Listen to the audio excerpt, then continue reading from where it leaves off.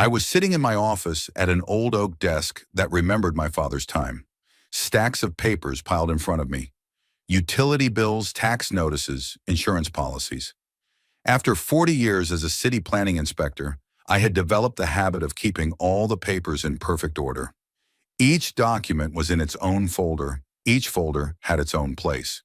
The October rain was drizzling outside the window, droplets dripping down the glass, blurring the view of the street. The house was warm and cozy. The old radiators warmed properly, as they had done for 70 years. My grandfather built this house in 1953. My father grew up here. My son Kendrick was born and raised here. Every room held memories. In the living room, we celebrated birthdays. In the kitchen, my mom cooked Sunday dinners. And later, I taught Kendrick how to tie his shoelaces myself, sitting on this very floor. Kendrick, my only son, of whom I was always proud. Smart, driven, he became a computer programmer. Worked for a reputable company. But 3 years ago, he married Presley Mitchell, and things have been strained ever since. She was beautiful, ambitious, worked as a coordinator of social programs in the city administration.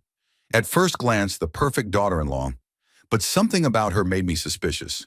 Too calculating eyes, too polite smile, too persistent inquiries about my finances and plans for the future. For the past few months, Presley had been paying special attention to me. She came with Kendrick every weekend, bringing pies, asking about my health. Kendrick was happy that his wife cared so much about his father.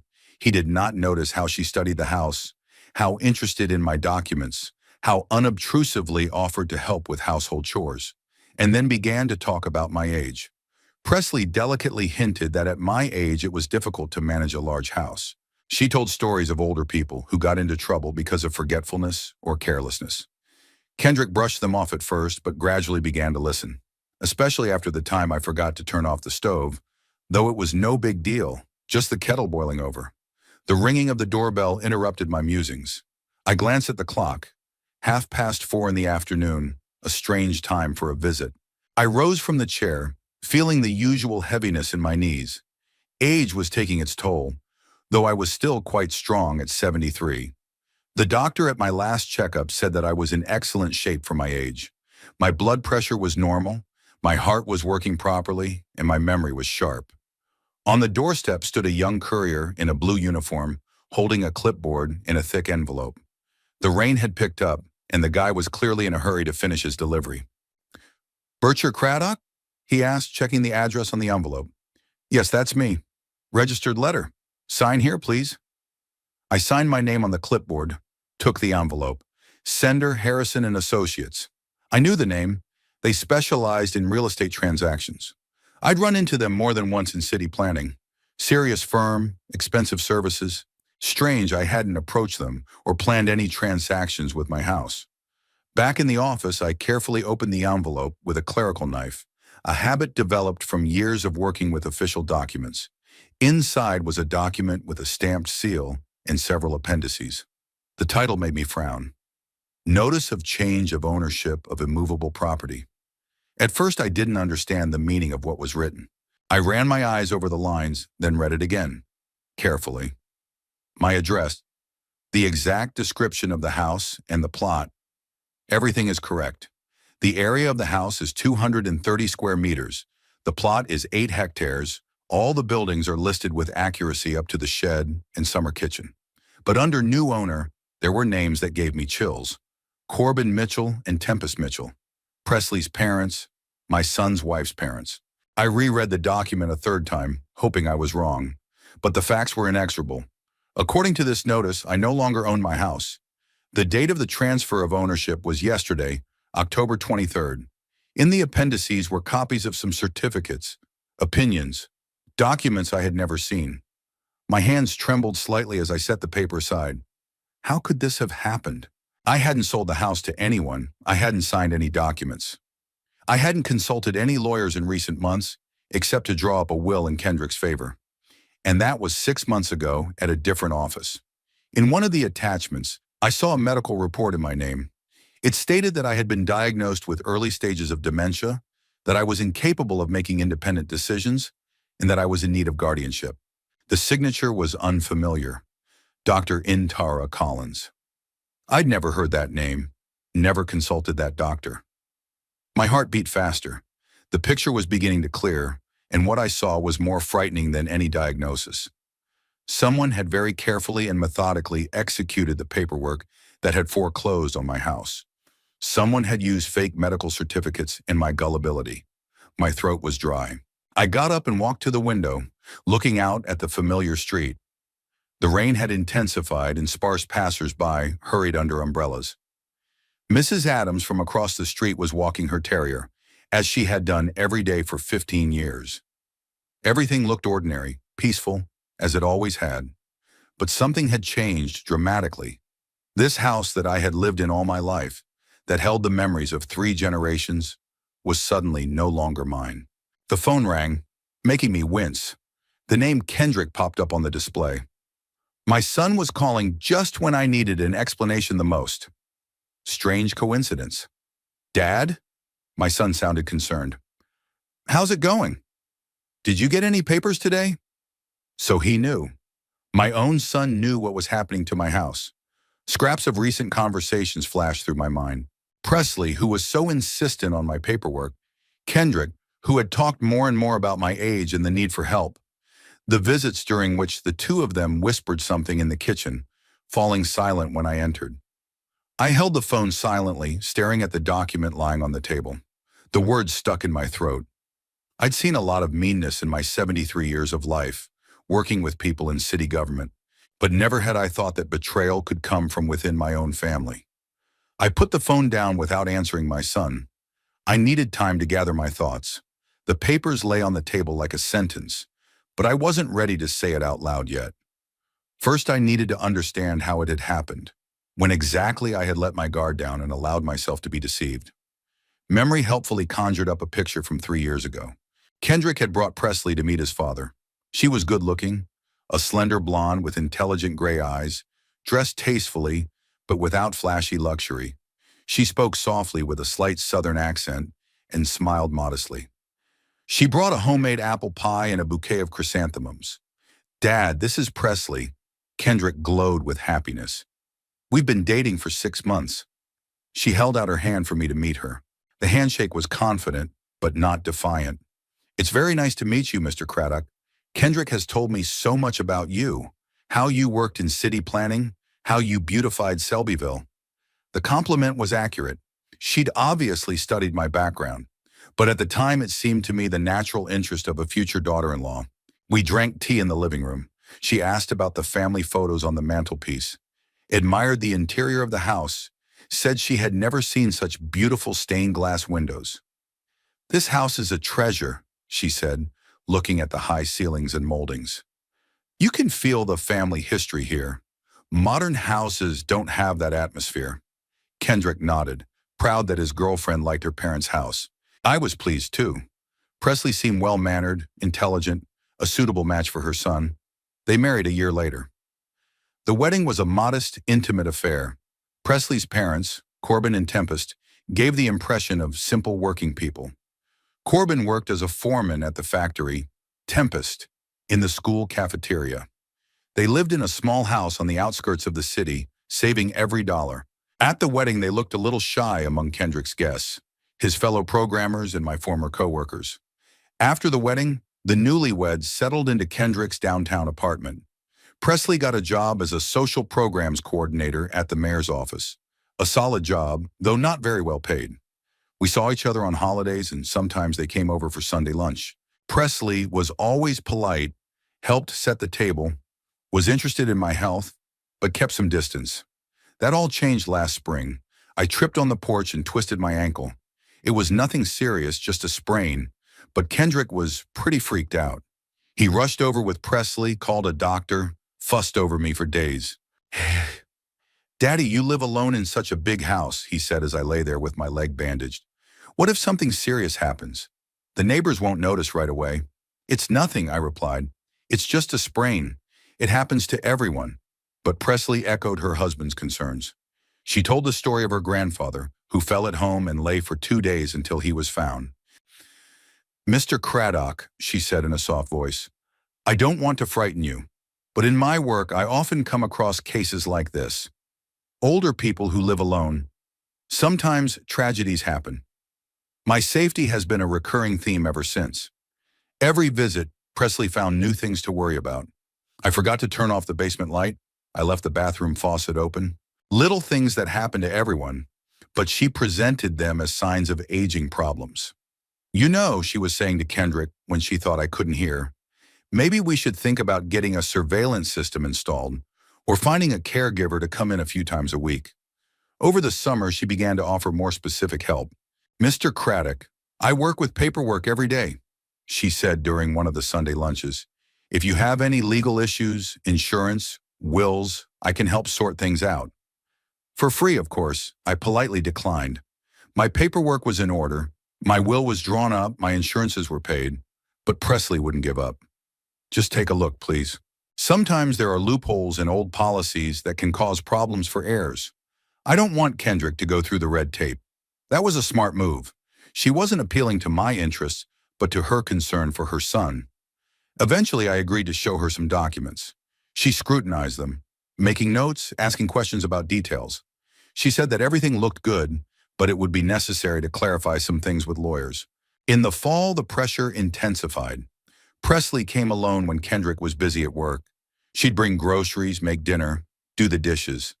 During these visits, she delicately inquired about my plans. Have you ever thought about selling this house and moving to a smaller apartment? She asked, dusting the living room. You know, a lot of people your age do that. Less worries, more free time. I answered that the house is my life, that everything here reminds me of my family, of the years I've lived. Presley nodded with understanding, but a week later returned to the same topic. I saw an ad for a beautiful apartment in a new complex, she said. It has a concierge, a security system, a medical center nearby. Very convenient for people of age. Gradually, her offers became more insistent. She talked about how a big house is a big responsibility, about utility bills going up, about how it's hard to keep up with all the repairs at my age. And then there was the stove incident. I put the kettle on, got distracted by a phone call and forgot about it. The water boiled off, the kettle stayed on the fire. Luckily, nothing burned, but the smell of smoke was strong. Presley came in an hour after the incident and immediately smelled it. Mr. Craddock, what happened? She looked worried. I told her honestly about my forgetfulness. It was foolish, but no more than that. Presley looked around the kitchen in silence, looked in the kettle, checked the stove. Thank God it was all right, she said. But you know, these things don't just happen. Maybe you should see a doctor. Get your memory checked. That same night, she told Kendrick what had happened. My son came home worried, interrogated me about how I was feeling, insisted on seeing a doctor. Dad, do you realize what could have happened? He said. Fire, carbon monoxide poisoning. You could have died. I tried to explain that I was just distracted. It happens to everybody. But the atmosphere in the house changed. Kendrick and Presley started coming over more often, watching me more closely, asking more questions. That's when Presley first talked about power of attorney. Mr. Craddock, she said during one of her visits, what if something happened to you? Kendrick doesn't have the authority to make decisions on your behalf. If God forbid you end up in the hospital, he can't even pay your bills. The logic was compelling. I really hadn't thought about such practical matters. Presley suggested that I make a limited power of attorney for my son, for emergencies only. It's standard procedure, she assured me. Many families do that. It's just a precaution. Now, looking at the change of ownership documents, I realized that was when their plan began. It was no accident that Presley worked in social services. She knew how guardianships were handled, how incapacitation was handled, how legal obstacles were circumvented. She studied my character, my weaknesses, my attachment to my son. And I, the old fool, let her fool me. The phone rang again 10 minutes later. This time I answered it. Dad, can you hear me? Kendrick's voice was strained. What's wrong? Why didn't you answer? I was reading the papers the courier brought. What papers? There was something fake in his tone. Too surprised, too innocent. My son had never been good at lying. As a child, I always knew when he was hiding something. It was the same now. A notice of change of ownership of the house. Apparently, I was no longer the owner. The silence lingered for a few seconds. Dad, we need to talk. I'll be right there. Come over, I have some questions. Kendrick showed up a half hour later. Presley was driving. They'd arrived together, which was suspicious in itself. She usually worked until 6 on weekdays. It was now 4 in the afternoon. Her son looked worried and tired. At 35, he was still as thin and long-legged as he had been in his youth. But there were wrinkles around his eyes and his dark hair was thinning at the temples. His work as a programmer had eaten up his strength. But now the fatigue was different. Nervous, guilty. Presley stayed in the car. She sat behind the wheel, occasionally glancing at the house and talked on the phone. Businesslike, calm, as if what was happening did not concern her. Dad, sit down, please. Kendrick gestured to the couch in the living room. There's something I need to explain to you. I stayed standing. To explain standing up, and start with how my parents' house came to be owned by your wife's parents. Kendrick ran his hand through his hair, an old habit that came out in moments of stress. Dad, we didn't mean to upset you, but after that incident with the stove, after you started forgetting simple things, we consulted a doctor. What doctor? There's a woman named Intara Collins in the files. I've never been to her. Presley arranged the consultation. Dr. Collins specializes in age-related mental changes. She studied your behavior over the last few months and gave her opinion. Without my knowledge? Dad, you realize that people with early signs of dementia don't always assess their condition. We needed to get an objective assessment. I slowly sat back in my chair. Not because I was tired, but because I needed time to digest what I had heard. My own son had spoken of my dementia as an established fact. And what did this objective assessment reveal? Early-stage cognitive impairment. You can still function independently, but making important decisions? The doctor doesn't recommend it. Is that why you decided to take my house away from me? Kendrick sat down on the couch across from me, leaning forward, trying to make eye contact. We didn't. We remodeled the property to protect your interests. Dad, do you realize how much this house is worth? If you died, inheritance taxes would eat up half of it, and if you became seriously ill, the medical expenses would force you to sell the house for nothing. Is that why you gave it to Presley's parents? It's a temporary solution. Corbin and Tempest are simple, honest people. They agreed to take the property formally to save it for the family. When the situation stabilizes, the house will come back to us. I scrutinized my son's face. Kendrick had always been an honest kid, but now there was uncertainty in his eyes. He believed what he was saying, but not completely. Some part of him knew that something wrong was going on. And where will I live while the situation stabilizes? Here, of course, nothing's going to change. You'll stay in your house, just like before. It's just technically owned by someone else. For how long? Kendrick hesitated. It depends on a lot of factors. Your health, your financial situation, your wife's parents' wishes.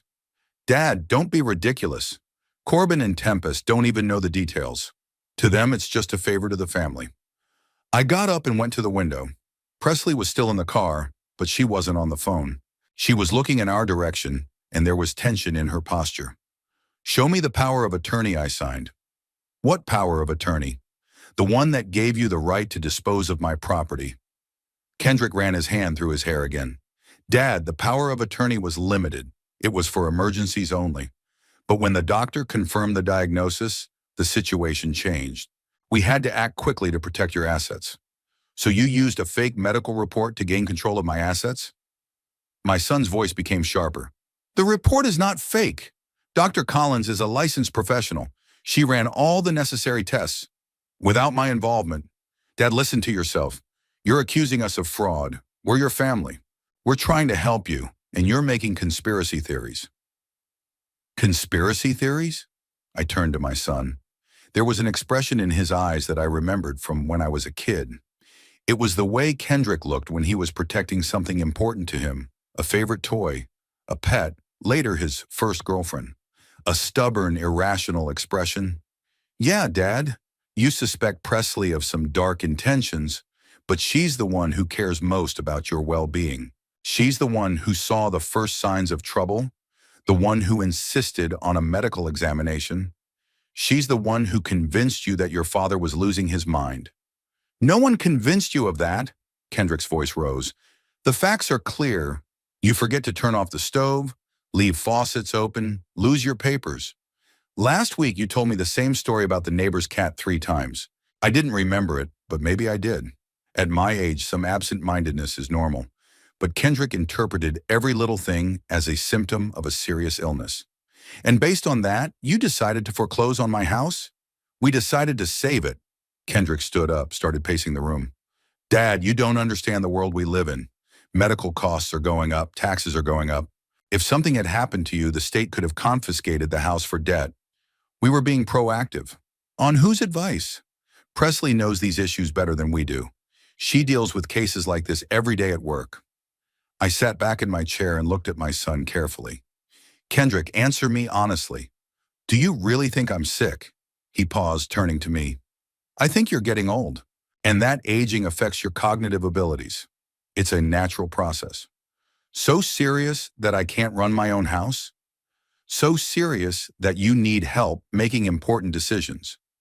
And Presley's going to give me that help? We'll do it together. I nodded, pretending to understand the logic of his reasoning. Where do Presley's parents live now? At home, just like they used to. In that old house on the outskirts of town?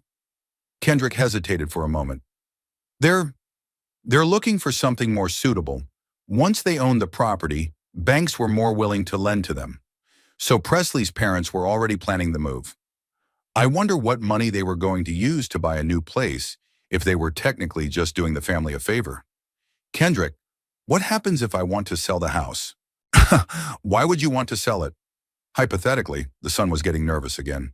It would require the consent of all parties involved and a medical opinion that you're legally competent. So I can no longer control my parents' house. You can live in it. That's the main thing. Until when? Dad, what are you talking about? It's your house forever. But it's not my property. Kendrick sat back down on the couch, leaned forward. Dad, I know this is hard to accept, but trust me, we acted in your best interest. Presley spent weeks researching every legal nuance. She's consulted with lawyers, medical professionals. This scheme will protect you from any financial problems. And who controls the scheme? Presley and I, like your family. There was finality in his voice. The discussion was closed. The decision was made. No objections. My son, whom I had raised to be an honest and decent man, truly believed that depriving his father of his property was an act of caring. And there was a woman sitting outside the window in the car who convinced him of this. After Kendrick and Presley left, I sat in my chair for a long time, looking out at the empty street. The rain had stopped, but the sky remained gray and heavy. There was silence in the house, that special silence that comes after serious conversations, when the words are still hanging in the air and the meaning is just beginning to emerge. My son truly believed he had done the right thing. You could see it in every word he said, every gesture he made. Kendrick wasn't lying. He was deluded. And he was deluded because someone was manipulating him very skillfully. Someone who knew how to exploit his love for his father and his fear of losing me. I got up and made my way to the office. The papers were on the desk exactly where I'd left them. Notice of change of ownership, medical certificates, legal opinions, a whole folder of papers that had turned me from landlord to lodger. But now that the initial shock had passed, I could examine them more closely. 40 years in city planning had taught me to read between the lines of official documents. I knew what authentic certificates looked like and how they were forged. I knew what stamps should be on what papers, what wording was used in different departments. Dr. Intara Collins' medical report immediately caught my eye. The document was on the right form, with the right details, but there was something about it that didn't add up. Too general in its wording, too categorical in its conclusions for a doctor who had never examined me. I turned on my computer and went to the state medical board's website. The database of licensed doctors was open. Anyone could check the qualifications of a specialist. I typed in a name, Intara Collins, neurologist. The system gave the result. License valid. Practicing in Selbyville since 2018. A solid education, a suitable specialty. So Dr. Collins existed and had the authority to issue medical reports. But that didn't mean the report was authentic. Maybe Presley knew her personally in a small town. People who worked in social services often crossed paths with medical professionals. I opened the yellow pages and found the phone number for Dr. Collins' clinic. The address was on the other side of town in a new medical center. I called, introduced myself, and asked for an appointment. Unfortunately, Dr. Collins is no longer seeing patients, the receptionist informed me. She had moved to another state a month ago. Interesting coincidence. The doctor who had issued my mental status report had disappeared as soon as the paperwork had been processed. Can I ask where she's practicing now? I need a copy of my medical records. I'm sorry, but I can't provide that information.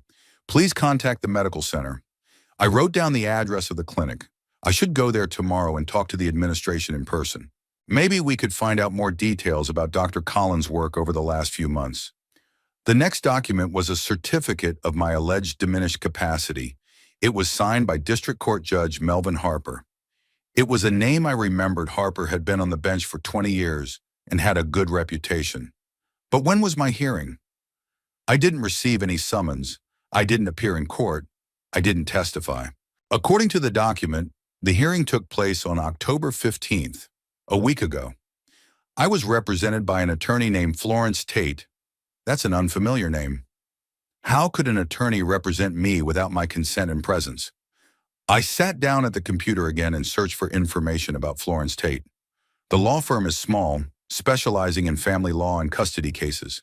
Client reviews were mostly positive, but a few people complained that Tate was too quick to agree to the demands of the other side. A pattern was beginning to emerge. Someone had arranged a medical examination without my knowledge. Someone had hired an attorney who formally represented my interests in court, but actually acted against them. Someone prepared the paperwork to transfer the property and followed through. That someone was Presley. The only question was how she pulled it all off. I picked up the phone and called an old buddy, Ralph Summers, who clerked at the district court. We'd known each other for 30 years, fished together, celebrated retirement together. Ralph, this is Bircher Craddock. Bircher, what brings you here? How you doing, buddy? Ha ha, not so good to tell you the truth. Ralph, I need your help. Can you take a look at the case Harper heard on October 15th? It's about my disability. There was a long silence on the phone. Bircher, did you know you had an evaluation? That's the thing, I haven't. And I haven't been to court. Wait a minute, let me check. Ralph put the phone away and I could hear him flipping through the papers. He came back a few minutes later. Hakunmat. Listen, there's something weird here. The paperwork says you've been declared medically incompetent. Your representative didn't object to the court's decision. My representative was Florence Tate? Yes. You didn't hire her? Never heard of her. Ralph was silent again. Bircher, this is serious. If you didn't consent to representation, you can appeal, but you'd have to have a good reason. Sure, I have grounds. Ralph, can you make copies of all the case files? Not officially. The case is closed. But if you come by tomorrow afternoon when Harper's away, anyway, come back at 2 o'clock. I thanked my friend and hung up. The picture is getting clearer, although many details remained unclear. Tomorrow I would receive a full set of court documents and would be able to understand how exactly the operation had been carried out. The role of the law firm Harrison and Associates remained to be clarified. This firm handled the transition of ownership, and they did it very quickly. Usually these transactions take weeks, but here everything was ready in a few days after the court order. I found the firm's website. Solid firm exists since 1978th year, specializes in real estate transactions. The partners are people with good reputations. The clients are mostly satisfied. But in the reviews flash complaints about high rates and excessive haste in the execution of documents. Haste is the key word. Someone was in a hurry to finalize the deal, probably afraid that I would have time to do something about it. That evening, I sat in the living room with a notebook, writing down everything I could find out. The scheme of the fraud was becoming clearer. The first stage, Presley enters the trust, studies my behavior, fixes any manifestations of forgetfulness. Second stage, she obtains a medical report from Dr. Collins, perhaps for money or through personal connections. Stage 3, Attorney Tate is hired, formally representing my interests in court, but actually facilitating the decision to limit my capacity. Fourth step, lawyers from the Harrison office quickly formalized the transfer of ownership in the name of Presley's parents. Elegant, thoughtful, almost flawless. If it weren't for my habit of checking everything, I might never have known the truth. Kendrick would have thought he was acting in my best interest, and Presley would have gotten a house worth several $100,000. But something about the scheme bothered me. It was too risky for Presley. If the fraud was discovered, she could face jail time. Was my house really worth the risk? Or was she planning something else? I stood up and walked through the rooms. The house was large, comfortable, in good condition. The lot was 8 acres in an upscale area of town.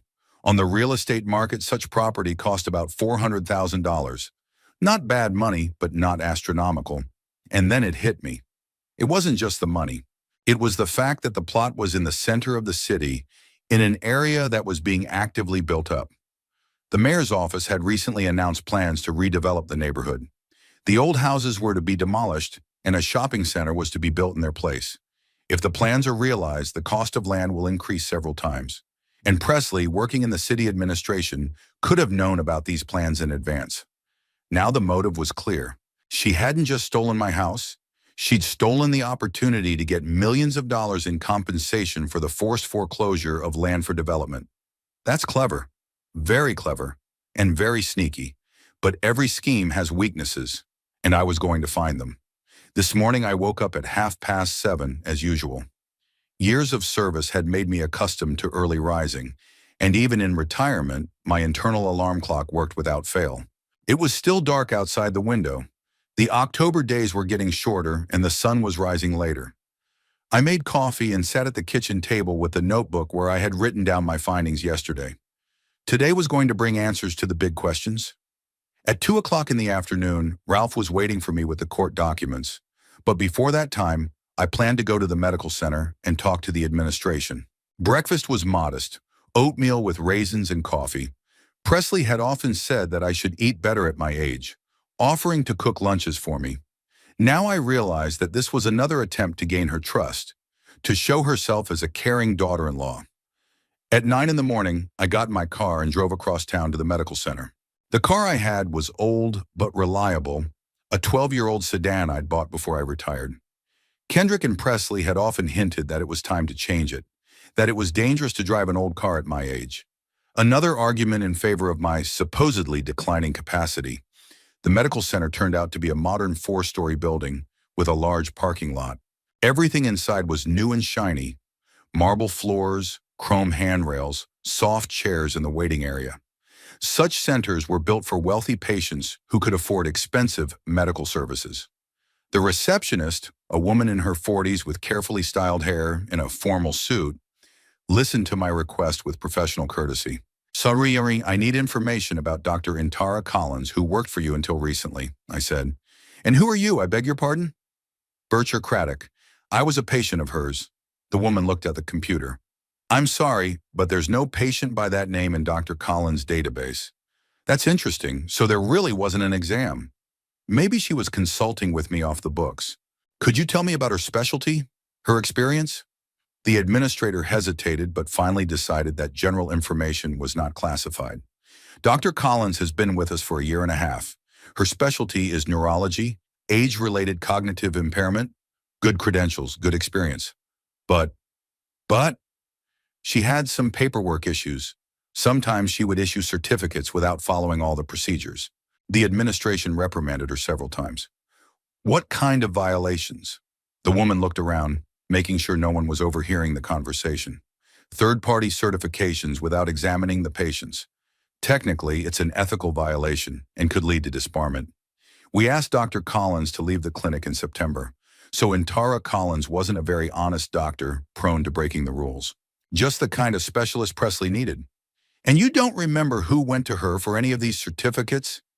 "I'm sorry, I can't provide that information. It's doctor-patient confidentiality." I thanked the receptionist and left the building. One theory was confirmed. The medical report was bogus. Dr. Collins had issued a certificate of my mental state without examining me, probably for money or at Presley's personal request. Next stop was the district court. Ralph was supposed to meet me at 2 o'clock, but I decided to arrive early and look around. I knew the courthouse well. I'd been there on business when there were cases involving violations of city planning regulations. Having parked, I went into the lobby and stopped at the information stand. The hearing schedule for the current week hung prominently. I found October 15th and ran my eyes over the to-do list. My name was indeed on the list. Case number 2024-4173, disability hearing, Judge Harper, time 11:30 in the morning. So there really was a hearing. But how could it have been held without my presence? I went up to the second floor, to the file room. The young clerk on duty at the entrance politely explained that documents in closed cases are released only if there is an official request or a judge's order. And if a person wants to familiarize himself with the materials of a case where he himself is an interested party. Nashrum. In such a case, it is necessary to submit an application and wait for consideration. Usually it takes from 3 to 5 working days. I didn't have that much time. I had to wait for Ralph and hope he could get copies unofficially. At 2 o'clock in the afternoon, I went down to the cafeteria located in the basement of the building. Ralph was already waiting for me at a corner table, sipping coffee from a paper cup. My old friend looked troubled. His years in the courtroom had made him accustomed to formalities, and breaking the rules wasn't easy for him. "Bersher, sit down." He pointed to the chair opposite. "I've brought what you asked for, but it's very risky. If they find out that I'm showing you documents without authorization..." "Ralph, I understand the risk, but we're talking about my home, my life. Someone's been very clever in deceiving me, and I need proof." Ralph took a thin folder out of his briefcase. "The case is really strange. I've been working in court for 20 years, but I've never seen anything like this. The hearing lasted only 15 minutes. Your representative agreed with the medical report, did not require additional expertise, did not object to the restriction of capacity. Who else was present at the hearing?" "In addition to the judge and counsel, a social services representative. One Presley Craddock." My heart skipped a beat. Presley was present in court as the official social services representative. Not only did she organize the entire trial, but she personally participated in it, making it look legitimate. "Ralph, let me see the documents." He handed a folder across the table. I quickly thumbed through the contents. The application to declare me legally incapacitated was filed by attorney Florence Tate on behalf of the interested party, my son Kendrick Craddock. The application was accompanied by a medical report from Intara Collins and a certificate stating that I was living alone and in need of social support. The certificate was signed by Presley Craddock as the social programs coordinator. The picture was becoming complete. Presley wasn't just using her official position to obtain information. She was actively involved in the paperwork that incapacitated me. Her signature was on the official certificate that served as one of the grounds for the court order. "Ralph, this looks like fraud in office." "Absolutely, but it's going to be hard to prove.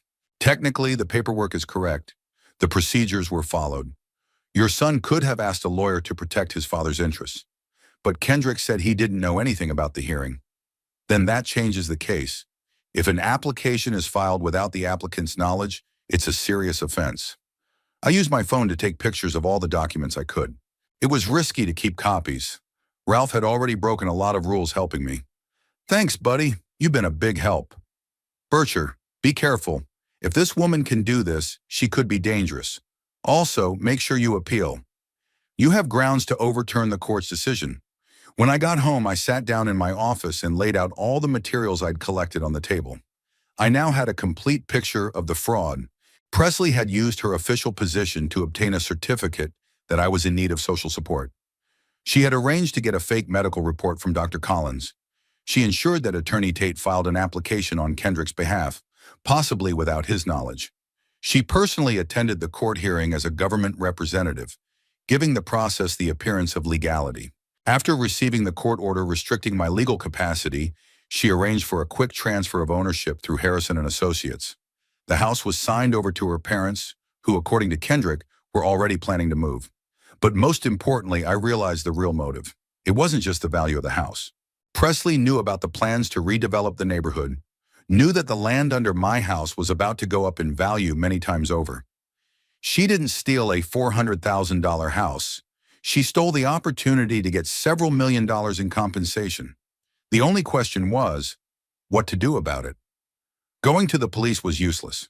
Technically, all the documents looked legitimate. Presley could argue that she was acting within the scope of her duties, caring for an elderly person. Dr. Collins disappeared from town. Attorney Tate could argue that she obtained authority from Kendrick legally. An appeal to the court might have yielded results, but the process would have dragged on for months. And during that time, Presley's parents could have sold the house, the money would have disappeared into offshore accounts, and it would have been impossible to recover anything. No, standard legal methods didn't work here. Presley was playing by her own rules, using her knowledge of the system and her connections. So I had to play outside the box. I had one advantage over her: 40 years in city government. During these years, I had studied not only the official procedures, but also their weaknesses. I knew what buttons to push to trigger inspections and investigations, knew the people who could help and the people to be wary of. Presley thought I was a helpless old man, easily fooled. She would soon realize her mistake. That evening, I sat in my office with my notebook, flipping through pages of phone numbers and addresses. 40 years in city government had left me with a valuable legacy, a network of acquaintances in all the key departments. People who knew how the system worked from the inside out. People who remembered my favors and were willing to reciprocate. It was already getting dark outside the window. October evenings came early, and the streetlights cast yellow spots of light on the wet asphalt. The house was quiet, that special quiet that helps you focus and think through difficult decisions. Presley had made a serious mistake by using her official position to commit fraud. Social programs coordinator is a responsible position that requires an impeccable reputation. Any doubts about integrity could have led to immediate dismissal and subsequent investigation. But it was pointless to attack head-on. Presley must have had patrons in the mayor's office, people who would protect her from accusations. We had to tread carefully, create a situation where it would be impossible to protect her. I opened the B book and found Vivian Blackwell's phone number. Vivian worked for the Department of Professional Standards, the division that oversaw the ethics of public servants. We had met about 10 years ago when we were investigating a corruption case in the building department. Vivian was a young investigator then, and I provided key documents that helped bring the case to a conclusion. Vivian was a principled woman who had no tolerance for malpractice. If presented with solid evidence of Presley's misconduct, she would certainly launch an investigation. But the evidence must be irrefutable. Mere suspicion would not be enough. The next number belonged to Clarence Ashton of the Department of City Development. Clarence was in charge of redevelopment and knew about all the development plans. If my suspicions about the mall are correct, he'll confirm the information, and he'll be able to tell me who else was in on the plans. The third phone number is Octavia Hester from the mayor's legal department. Octavia specialized in real estate transactions and knew the ins and outs of the paperwork. She could tell us what irregularities to look for in the transfer documents. The plan was beginning to take shape.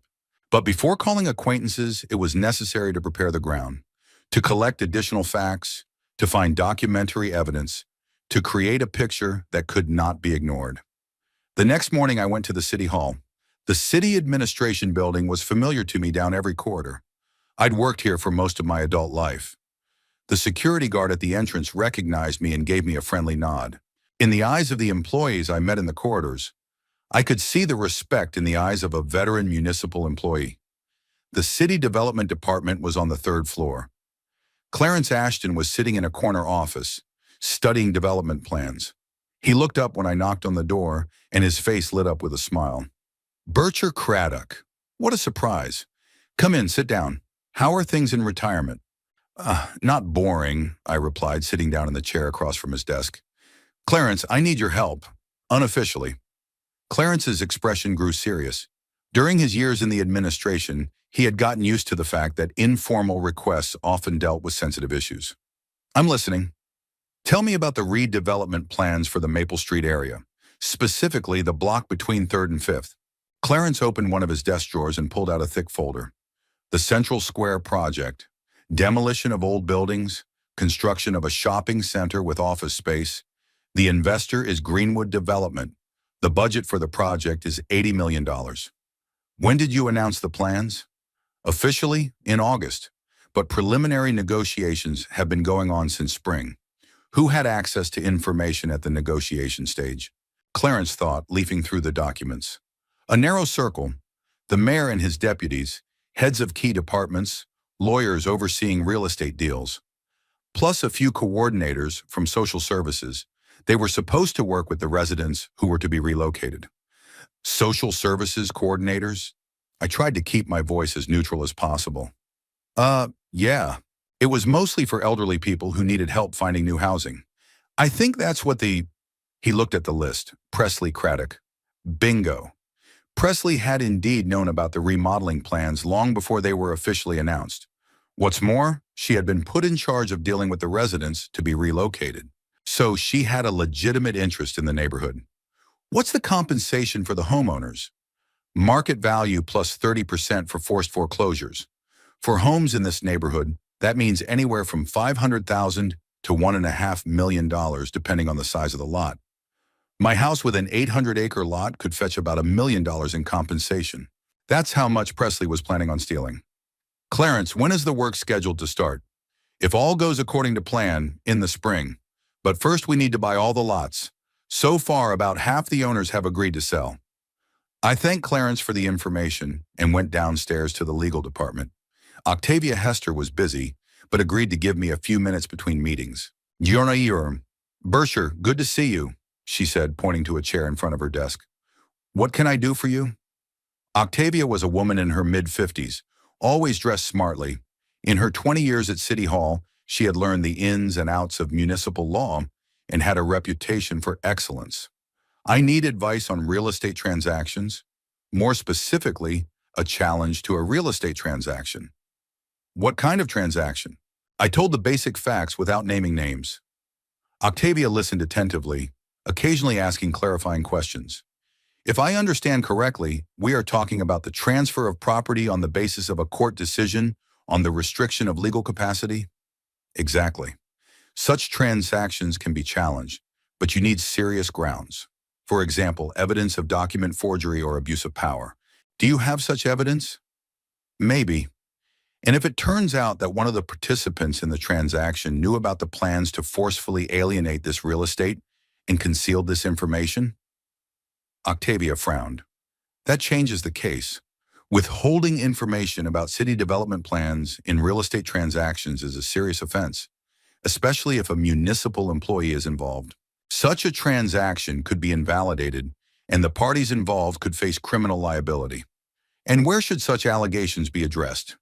To the Department of Professional Standards, if it is an employee of the mayor's office. To the prosecutor's office, if there are grounds for a criminal case. But I repeat, we need hard evidence. I left the town hall with a clear understanding of the way forward. I had enough facts to launch an investigation. Presley knew about the renovation plans, withheld that information, and used her official position to gain control of my real estate. That warranted serious charges. But before going to Vivian Blackwell, another important document had to be obtained. Official confirmation that Presley had been aware of the renovation plans during the negotiation phase. In the evening, I studied my notebook again. Written on the letter M was the phone number of Max Woodward, who served as secretary to the mayor. Max kept minutes of all important meetings and had access to the archives. If Presley's participation in discussions about the redevelopment plans was recorded anywhere, it was in these documents. Max was an ambitious young employee who dreamed of career advancement. He often came to me for advice on administrative matters when I was still working. Now it was time to remind him of that. I dialed his number. Max, this is Berkshire Craddock. Mr. Craddock, what a surprise. How are you? Not bad. Max, I need a little favor. Could you find the minutes of the Central Square project meetings for the spring and summer of this year? It's possible. Why do you need this information? Just checking some facts for my personnel file. Nothing serious. Max agreed to look for the documents and promised to call back tomorrow. Now we had to wait. It was starting to rain outside the window. The drops were tapping on the glass, creating a monotonous rhythm, which was good for thinking. I made a plan of further actions in my mind. First, get the minutes of the meetings and find documentation of Presley's knowledge of the renovation plans. Then, to address to Vivian Blackwell with an official statement of violation of official ethics. At the same time, to prepare materials for an appeal to the court on the question of restoring capacity, and finally, to find a way to block the sale of the house by Presley's parents until all the circumstances are clarified. The plan was risky, but doable. The key was to act quickly and precisely. Presley didn't realize her scheme had been discovered yet. The surprise factor was my greatest advantage. Tomorrow, a new phase of the game would begin, and this time, I made the rules. Max Woodward called back the next day at 11:30 in the morning. There was excitement in his voice. Apparently, what he had found in the protocols surprised him. "Mr. Craddock, I've looked at the documents on the Central Square project. Presley Craddock was indeed involved in the meetings from the beginning. The first mention is the minutes of March 23rd. She was put in charge of social support for the project. And what exactly were her responsibilities? Compiling lists of residents to be relocated, assessing their social support needs, coordinating with legal services on compensation. In general, she knew all the details: who lived where, how much the plots cost, when the buyout was planned. Max, can you send me copies of the protocols? By email." There was a pause. "Mr. Craddock, this is proprietary information. I can't just... I understand your position, but we could be talking about a serious breach. If my suspicions are confirmed, it would be better if you were on the right side." Max hesitated. I knew that young members of the administration are often afraid of making decisions that could affect their careers. But ambition sometimes overpowers caution. "All right," he said at last, "but only the most important excerpts, and that stays between us." "Of course." An hour later, I received an email with scanned excerpts of the protocols. Reading them, I realized I had gotten exactly what I needed. Presley didn't just know about the redevelopment plans. She was actively involved in their development, had full information about the value of the land and the timing of their forced alienation. There was a particularly interesting passage in the minutes of April 5th. P. Craddock reported that she had completed a preliminary appraisal of the property in the redevelopment area. The lot at 17 Maple Street could bring a maximum compensation of $1,100,000 due to size and favorable location. 17 Maple Street was my address. Not only did Presley know about the redevelopment plans, she had personally appraised my lot and knew exactly how much future compensation would be. She had never mentioned it to me or to Kendrick. Now I had all the proof I needed. Time to strike first. I printed out copies of all the documents I'd collected: in Tara Collins's medical report, court records, deed transfer documents, meeting minutes. It was an impressive folder that painted a clear picture of fraud by abuse of office. At 1 p.m., I drove to City Hall, the Department of Professional Standards. Vivian Blackwell received me in her office, a small room with metal filing cabinets and a wall of ethics codes. "Bircher, nice to see you," she said, shaking my hand. "Although, from the look of you, this isn't going to be a friendly visit." Vivian was a woman of about 55, with gray hair and stern features. In her years of working in supervisory agencies, she had learned to read people at a glance and to distinguish serious accusations from petty squabbles. "Unfortunately, no. I need to file a formal ethics complaint." I laid the entire file on her desk and began to tell the story from the beginning. Vivian listened attentively, occasionally asking clarifying questions and making notes in her notebook. "If I understand correctly," she said when I was finished, "Presley Craddock used her official position to obtain confidential information, concealed from you the fact of forced foreclosure of your property, and organized a fraudulent scheme to seize the property?" "That's right. And your son really didn't know that a lawsuit was being filed on his behalf?" "I'm sure he didn't. Kendrick can't lie. I can always sense it. When he found out about the court's decision, he was genuinely surprised." Vivian scrutinized the minutes of the meetings and the property transfer documents. "The evidence looks convincing, especially the minutes where she appraises your property. This is a direct indication of conflict of interest and abuse of office. What's next?" "I'm opening a formal investigation. Presley will be suspended pending a full investigation. If the facts are confirmed, she'll be terminated with back pay.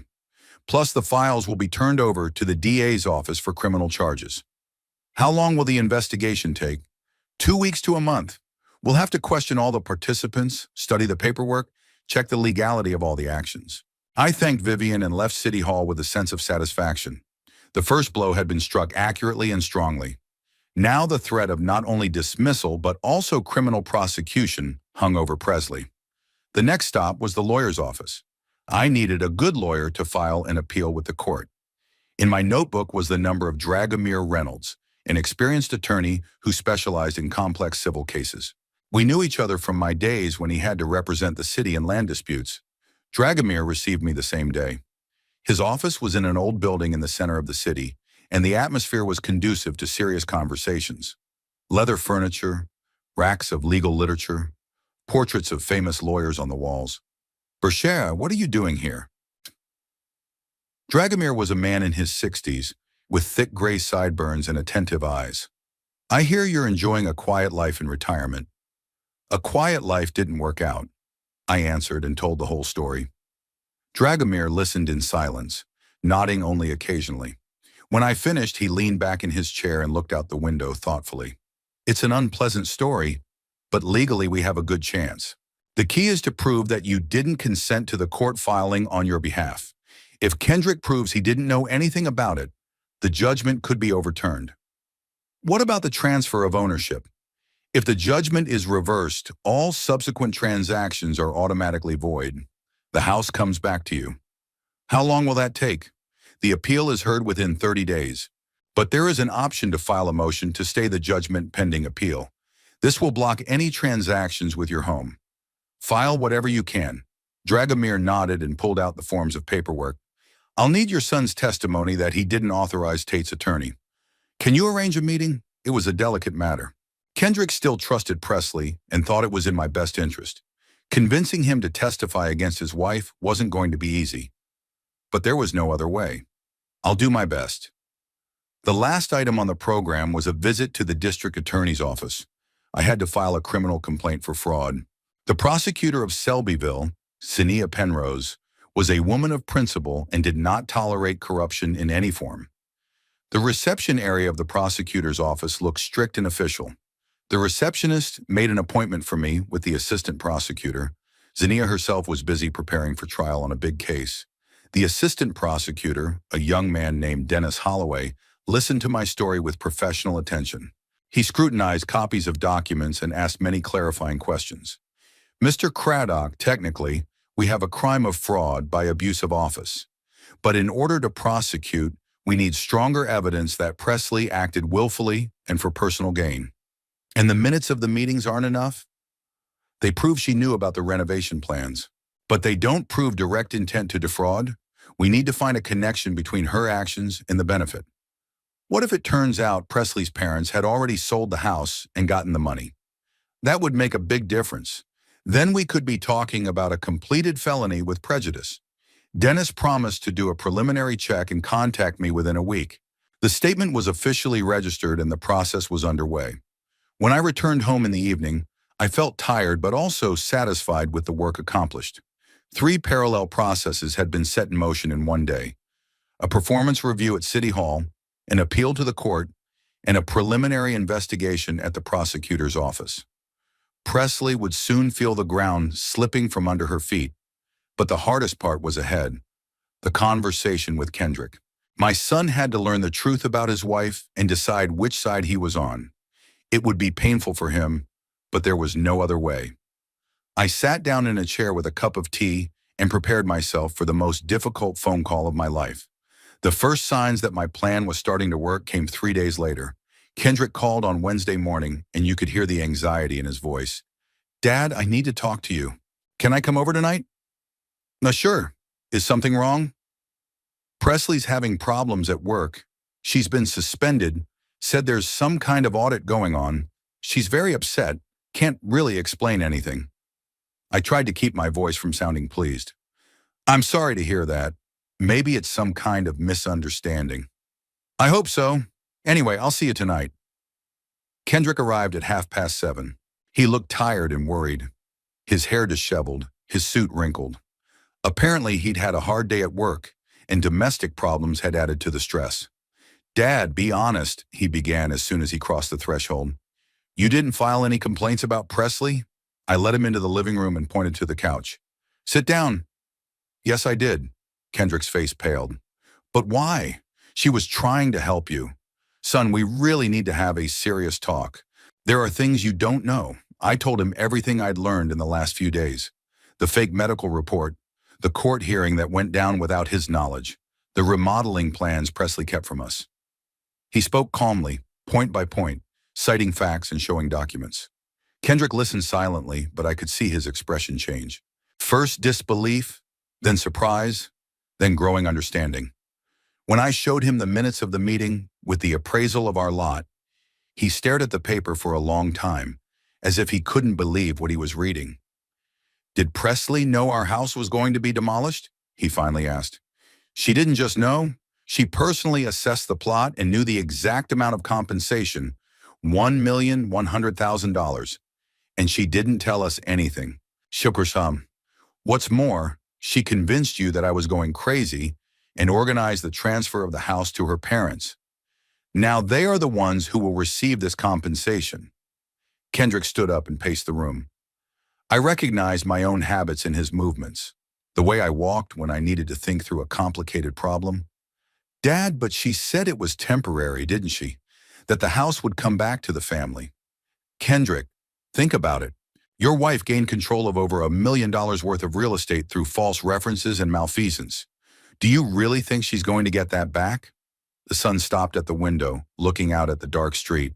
In profile, he looked a lot like me when I was young. The same sharp features, the same habit of clenching his jaw in moments of tension. I don't know what to think, he said quietly. 3 years I've been living with this woman. Thought I knew her. People are good at hiding who they really are, especially when there's a lot of money at stake. What happens now? That's up to you. My lawyer has filed an appeal with the court. In order to overturn the restraining order, we need to prove that you didn't authorize the application on your behalf. Are you willing to testify to that? Kendrick turned to me. You're asking me to testify against my own wife. I'm asking you to tell the truth. Were you aware that Attorney Tate was filing a plea on your behalf? No, I did not. Then say so under oath. He was silent for a long time, struggling with inner conflict. Finally, he nodded. All right, I'll testify. But first I want to talk to Presley, hear her side of the story. That makes sense, just be careful. If a woman is capable of this kind of fraud, she can be unpredictable. After my son left, I sat in my chair for a long time, thinking about the conversation. It was easier to convince Kendrick than I expected. The facts spoke for themselves. But he had a painful conversation with his wife ahead of him, and there was no telling how it would end. The next day it became known about Presley's new problems. Max Woodward called, worried about what was going on at City Hall. Mr. Craddock, you won't believe what's going on. Presley's been called on the mayor's carpet. They say there are multiple investigations against her. The Department of Professional Standards are working late into the night, looking at all her files for the last year. How does she look? Terrible. I saw her in the corridor yesterday. Pale, nervous, on the phone all the time. I heard bits and pieces of conversation, something about lawyers and the need to find a good one. So Presley realized the seriousness of the situation and was preparing for a long fight. It was expected. A woman capable of such a fraud would not give up without a fight. On the evening of the same day, an event occurred that showed just how much pressure was weighing on Presley. Kendrick called around 10 o'clock that evening, and you could hear the shock in his voice. Dad, she confessed. I put aside the book I was reading. Which was about what? Just about everything. Said she really knew about the remodeling plans and kept it from us.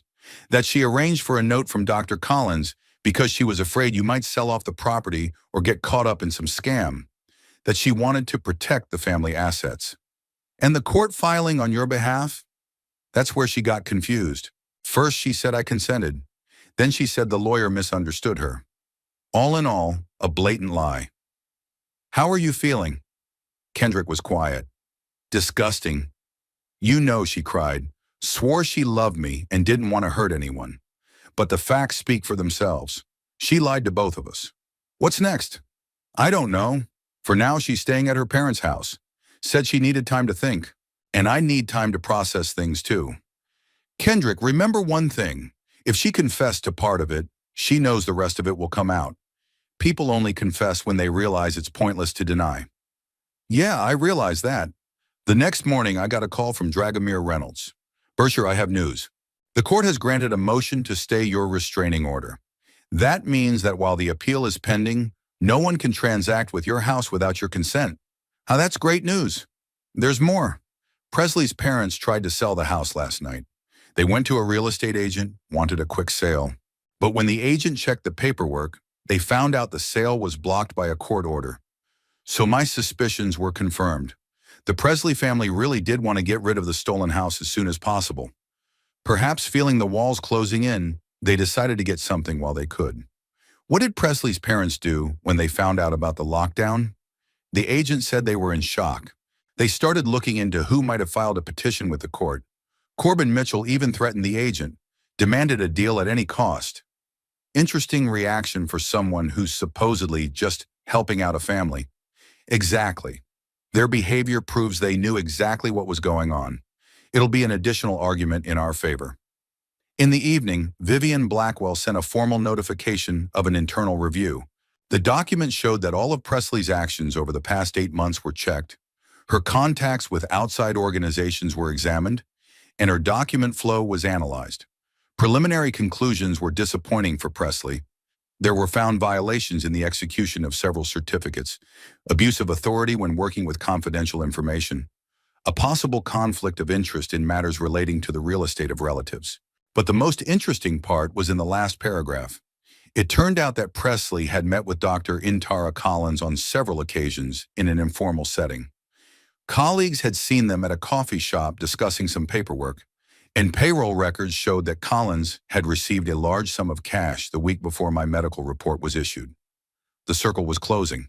The evidence of corruption and bribery was mounting. Soon Presley would have to answer not only for official misconduct, but also for criminal offenses. Late one night, Kendrick sent a text message. Presley came home, asking to see you, says she wants to explain and apologize. Do you think we should meet? I pondered the answer for a long time. On the one hand, a direct conversation with Presley could provide new information. On the other, it was a risky meeting. A woman realizing she was facing prison could be dangerous. I ended up writing, only in the presence of an attorney and with a recording of the conversation. If she really wants to apologize, she won't be embarrassed by the terms. Kendrick's reply came a half hour later. She agreed, tomorrow at 6 p.m. at your house. Tomorrow would be the final act of our drama.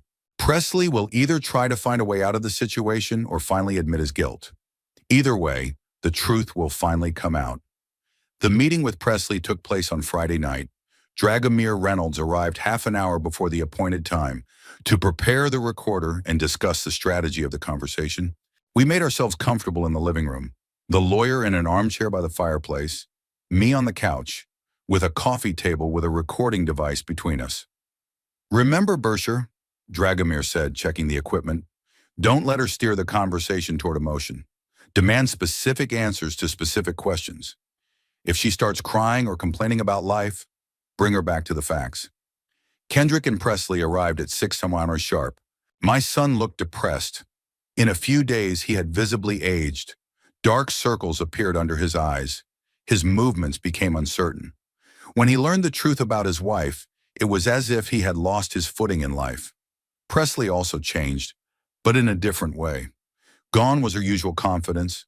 Her perfect hairstyle was replaced by carelessly gathered in a ponytail hair, expensive suit, simple jeans and sweater. She looked like someone who hadn't slept in days and had eaten nothing but coffee. "Good evening, Mr. Craddock," she said as she entered the house. Her voice trembled, and she was clearly struggling to hold herself together. "Presley, come in, sit down." Dragomir switched on the recorder and formally announced the date, time, and composition of the conversation. Presley looked at the recorder apprehensively, but did not object. "So," I began, "you asked for a meeting to explain everything. I'm listening." Presley swallowed and looked at her husband, seeking support. Kendrick sat next to her on the couch, but kept aloof, as if there was an invisible wall between them. "Mr. Craddock, I want to apologize for what happened. I did make mistakes, but not maliciously. I was genuinely concerned for your health and safety. What exactly were the mistakes you made?" "I withheld information from you about the renovation plans. That was wrong. And I arranged for a medical examination without your knowledge. But I did it because I was afraid for you. Dragomir leaned forward. Ms. Craddock, did you pay Dr. Collins for the forged certificate? Presley turned visibly pale. That's not true. Dr. Collins conducted the consultation based on my observations of Mr. Craddock's behavior. Without examining the patient, she said a preliminary judgment could be made based on the description of symptoms. And you don't consider that a violation of medical ethics? Presley remained silent, realizing that any answer would compromise her. And the court filing? I continued. Kendrick says he didn't consent to its filing. Kim, it's a misunderstanding. I went to Tate's attorney for a consultation. I told her about the situation, and she suggested that I file an application to protect your interests. I may have inaccurately delegated authority from Kendrick to her. Kendrick turned sharply toward his wife. Presley, stop lying. You never asked for my consent to file an application with the court. What's more, you kept the very fact of the court hearing from me.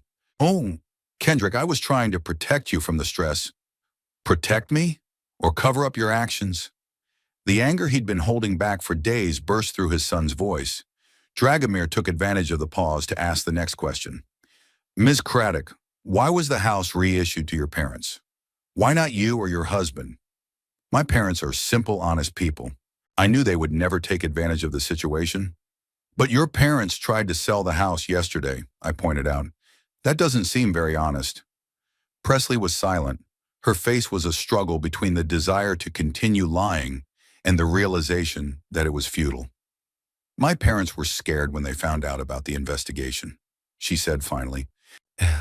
They thought it was better to get rid of a property that could cause trouble.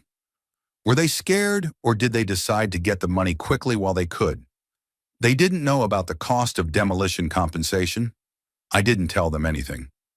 Dragomir and I looked at each other. It was an outright lie.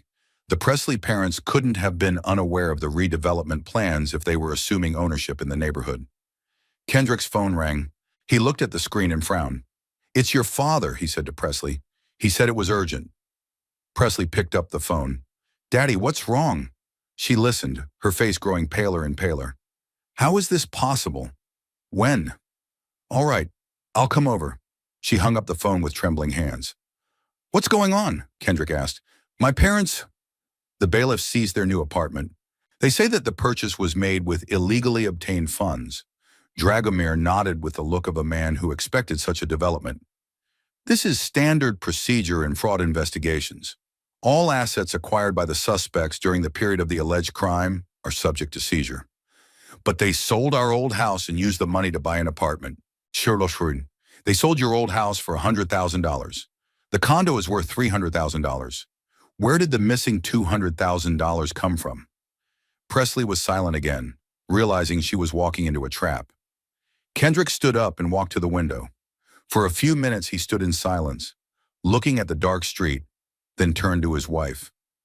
Presley, enough with the lies. I've known you for 3 years, and I've never seen you act unselfishly. Tell me the truth. What were you planning to do with Dad's house? Presley looked at her husband and tears appeared in her eyes. Kendrick, I wanted to secure our future. Your programmer's salary is good, but not huge. And when the house is torn down, we'll get over $1 million. That's enough money to buy a bigger house, educate our children, and grow old in peace. You were planning to steal $1 million from my father for our future? Not steal. Reallocate the family assets more wisely. Your father willed the house to you anyway. I just expedited the process. Without his consent or knowledge. Kendrick's voice was getting louder and louder. I could see my son's patience was wearing thin. And you used fake certificates, bribed doctors, phony court filings? I used every available option to keep my family safe. Kendrick shook his head slowly. You know what the worst part is? You still don't realize what you did was wrong. You justify cheating by caring about your family. He walked over to the couch and took Presley's hand. I can no longer live with a woman who would do such a thing. I'll file for divorce tomorrow. Presley burst into tears. Kendrick, please don't destroy our family over one mistake. It's not a mistake, Presley. It's a crime, and I can't pretend it didn't happen. She turned to me. Mr. Craddock, I'll get the house back. I'll convince my parents to give up the property. Just ask Kendrick to give me another chance. I looked at my son. There was pain in his eyes, but also determination. Shuri Presley, I said calmly, you deceived us both. You used your son's love for me for your own ends. Such things are not forgivable. Dragomir turned off the recorder. I think that's enough for today. We have a full confession to committing fraud by abuse of office. Presley and Kendrick left in silence. There was silence in the house again, but now it was a silence of relief. The truth had finally come out, and everyone got what they deserved. An hour later, Assistant U.S. Attorney Dennis Holloway called. Mr. Craddock, we have news. Presley Craddock's parents are being held on suspicion of money laundering. Documents were found in their apartment showing they knew your house was illegal. Most importantly, bank records show that $200,000 was transferred to them from an offshore company. An offshore company? It's been preliminarily determined to be owned by Presley's distant relatives. Apparently, some of the money from the sale of the stolen house had already been moved overseas, but now all the accounts have been frozen, so the fraud was even bigger than I thought. Presley didn't just want to steal my house. She'd created a whole scheme to move the money out through front men and offshore companies. But that didn't matter now. The crime had been solved, the guilty would be punished, and justice would be served. Monday morning, I sat in my office with the Selbyville Herald newspaper with a front-page headline that read, Social Services Coordinator Accused of Large-Scale Fraud. The article was detailed and ruthless. The reporters found out a lot of details I didn't know myself. It turned out that Presley had been playing a double game for 2 years. Using her official position, she had accessed confidential information about the city's development plans and passed it on to a group of real estate speculators. My house wasn't the only target. During that time, she helped redistribute the property of 3 other senior citizens. The article quoted Mayor Selbyville as saying, "These actions undermine citizens' confidence in city government. We will conduct a full audit of all real estate transactions over the past 2 years and hold every culprit accountable." The phone rang as I was finishing the article. Dragomir Reynolds called. "Bircher, great news. The court has granted our appeal. The judgment restricting your legal capacity has been overturned. That means the house automatically reverts to you." "What about the deeds?" "Shiabitum. They've been invalidated. Presley's parents no longer have any rights to your property. Moreover, they are sued for damages in the amount of $50,000. This is the cost of legal services and moral damage." "And Presley herself?" "She is charged with 4 articles, fraud, abuse of office, forgery of documents, and creation of a criminal group. If all the charges are confirmed, she faces 5 to 10 years in prison." I thanked the lawyer and hung up. Justice had been served faster than I expected, but I didn't feel the satisfaction of victory. The price was too high. My son's broken family, lost trust, damaged relationships. At 2:30, Kendrick arrived. He looked exhausted. He hadn't shaved in days. His clothes were crumpled, his eyes red from lack of sleep. The divorce must have been hard on him, despite the circumstances. "Daddy, can I talk to you?" he asked, standing on the doorstep. "Come in." We sat down in the living room. Kendrick was silent for a long time, searching for words. "I came to apologize," he said finally, "for not believing you in the first place, for letting Presley deceive you, for getting involved in this story without even realizing his wife's true motives. It's not your fault for trusting someone close to you." "It is. I should have asked more questions when Presley started talking about your memory problems. I should have been wary when she suggested a power of attorney. I should have protected you instead of taking your wife's side. I could see that my son was genuinely suffering from guilt, but apologizing couldn't change what had happened. Kendrick, you're a grown man with a family of your own. Naturally, you trusted your wife more than your father. That's no excuse. Family isn't just a wife. It's also the parents who gave you life and raised you. What's going to happen to Presley now?" Kendrick sighed. "She's hired a good lawyer, trying to get a deal with the DA's office. She's willing to testify against her accomplices in exchange for a reduced sentence. But even at best, she's looking at years in prison. How do you feel about that?" "Honestly, I feel sorry for her. Despite everything, I lived with this woman for 3 years, loved her. But I realized she made her own choices, and now she has to face the consequences." We sat in silence. The rain was drizzling outside the window, and the drops were dripping down the glass, blurring the view of the street. I thought about how quickly what seemed solid could crumble. Until 2 weeks ago, Kendrick had been a happy family man, and Presley a respected municipal employee. Now one was getting a divorce, and the other was in jail. "Dad," Kendrick said suddenly, "I want to ask your forgiveness. Not just for this story, for the last few years in general. I visited you too infrequently, taken little interest in your affairs. Let my wife come between us." I looked at my son. I recognized myself in his face as a young man. The same features, the same habit of pressing his lips together in moments of excitement. But there was a pain in his eyes that I hadn't seen at his age. "Kendrick, I understand how you feel, but forgiveness isn't something you can ask for and get on demand." "What do you mean?" "You betrayed me. You trusted a stranger more than you trusted your own father, participated in a scheme that lost me my home and could have ruined my life. But I didn't know.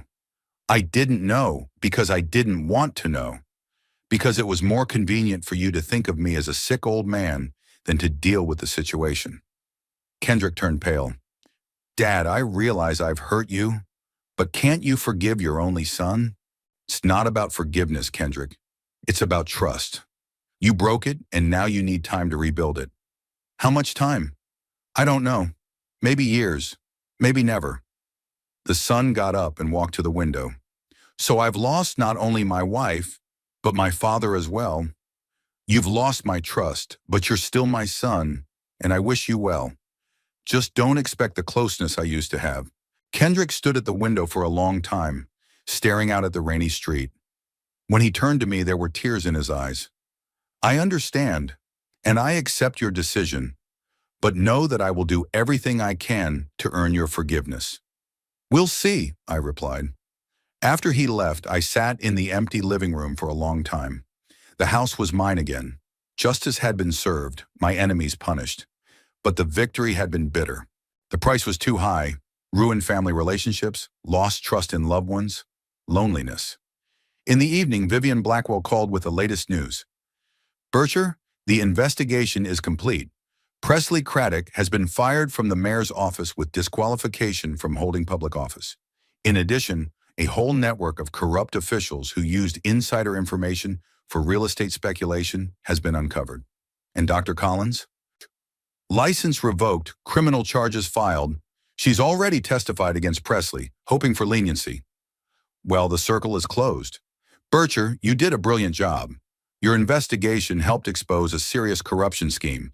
After talking to Vivian, I went out on the porch for some fresh air. The rain had stopped and stars appeared in the sky. The street was quiet and peaceful as it always was. Mrs. Adams was walking her terrier. The windows were lit up in the house across the street where the family was having dinner at the round table. Life went on. Somewhere people were happy, somewhere people were suffering, somewhere people were planning for the future. My own world became smaller and quieter. There were no more family dinners on Sundays, no more calls from my son telling me about work and plans. There was only the silence of a big empty house and memories of a time when things were different. But I didn't regret my actions. Betrayal must have consequences and justice must be served, even if the price is high. Presley got what she deserved. So did Kendrick, and I got my house back and kept my dignity. At 73, that was more important than a family idol built on lies and deceit. The stars in the sky shone coldly and blankly. They had seen many human dramas, and my story was only one of millions. But to me, it was the only one, and a very important one. I went back into the house, locking the door with all the locks. Tomorrow would be a new day and life would continue. Only now I would live by my own rules, trusting no one and expecting nothing but betrayal from people. It was bitter wisdom, but it was honest.